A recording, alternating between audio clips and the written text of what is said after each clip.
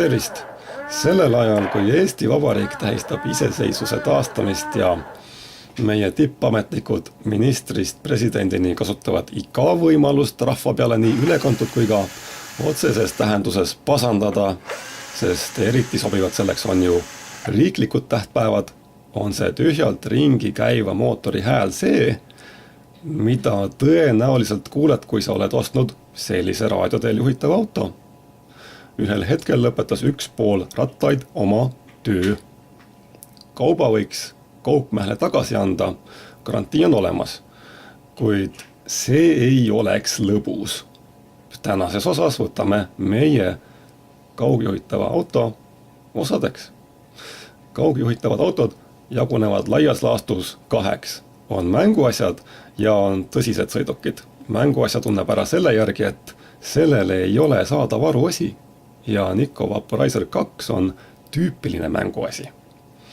Uurime järele, milles on viga, kuidas anda oma puldiautole uus elu.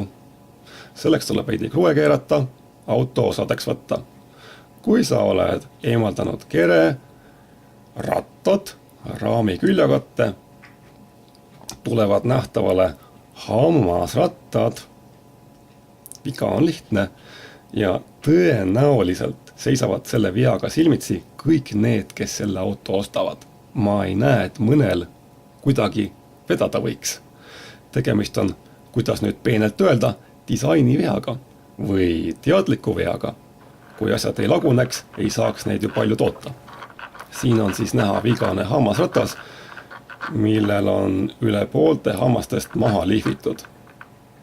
Et siis kui metall ja plastik kokku panna, siis tõenäoliselt nii juhtubki, eks ole. Aga ära saa minust valesti aru, see on hea auto.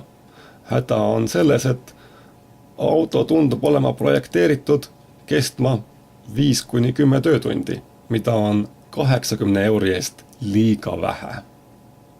Ma ei tea, mis materjalist see väike kollane hammasratas siin oli, äkki messingist või valgevasest. Igatahes see lihvib järgmisel plastikust hammasrattal kindla peale hambad maha, sellest ei ole pääsu. Ja mõne sendi maksva hammasratta pärast, mida kuskilt hankida ei ole võimalik, oled sa oma 80 € ilma. Juhul kui see teine hammasratas, see suurem, oleks samuti mõnest kergemast metallist, võiks auto kasutusiga olla kordades pikem. See hammasratas, mille tõttu loogiliselt võttes iga müüdud auto kohta pead hoidma ühte varusadeks või garantii korras vahetamiseks, on väga tülikas. Mina selle kaupmehe nahas olla ei tahaks.